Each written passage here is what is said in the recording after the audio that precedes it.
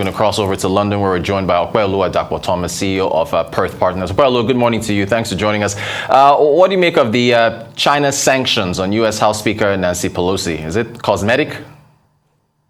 Oh, well, I mean, it's cosmetic. I mean, obviously, we saw it coming. We know that China was going to retaliate if Pelosi visited Taiwan, and she did. She defied them. Obviously, it had an impact on the markets and an impact on the economy as well. So it just heightens global tensions now. And I think what the world leans now is a war between China and the United States. We already have one with Russia and Ukraine. So I think moving on now, it looks like the liberals have shifted their attention from Ukraine to Taiwan now. And obviously, you're just going to look for trouble with China. And we know that this what is going on in Russia and Ukraine will be child's play if there's any issue between the US and China, because they're like world economic bodies, and then they're also big economic superpowers. So I think we need to find a way to them. I mean, they have to find a way to douse tensions. These sanctions for Pelosi obviously is a statement from China, and it's be interesting to see how the United States retaliates.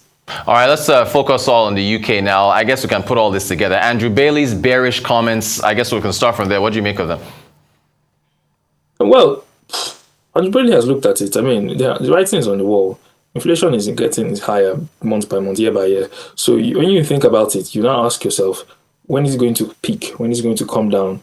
But there's no sign about it. There's no sign when inflation is going to come down, because obviously what are the core components of inflation? I mean, you have energy, food prices, but the world is going through certain things. I mean, policymakers are in uncharted territory.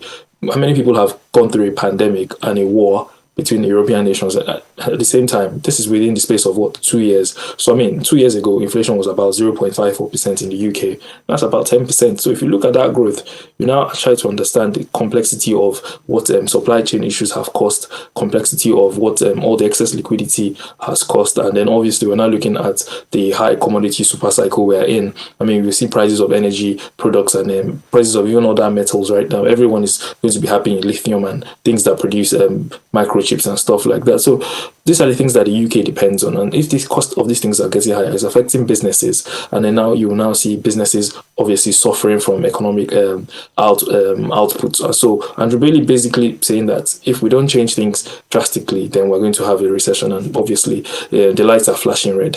What about the criticism from Kwasi Kwarteng, who says that Andrew Bailey should have acted faster?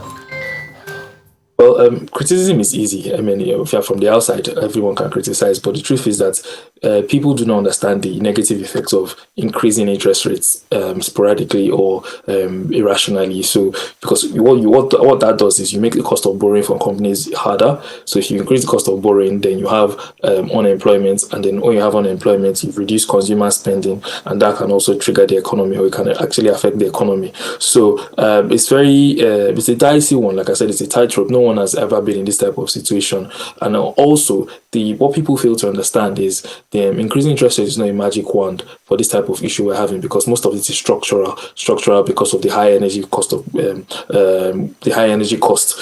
obviously this is because of the Russia-Ukraine war. So if you look at how the Eurozone is coping with this as well, you understand what we are talking about. So interestingly, if you say you want to increase monetary interest rates, or you want to act fast, you end up overheating the economy. So right now, it's a two-pronged approach, the fiscal and the monetary. The monetary is obviously through the manipulation of obviously the interest rates, but the fiscal thing is, what is the cost of gas, or what is cost of gas going to be in winter?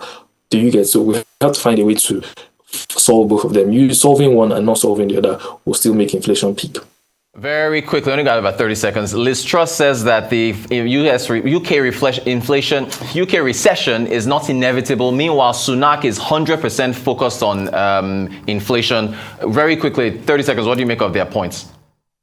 Well, what Liz Truss is saying is they have to act now. So when she's acting now, she's looking at trying to lower corporate tax, looking at trying to reverse the increase in national in national insurance. But what she's neglecting, or what she's avoided, is to talk about the high energy costs that are coming in, that's basically affecting people. So we've got people with £200 energy bills. We've got people that can't drive from X to Y, and obviously you've got trail lines asking that they want more salary increase. So these are the issues that she's not addressed. So I think a recession, I won't say it's inevitable, but at the end of the day, the lights are flashing red, like I said earlier.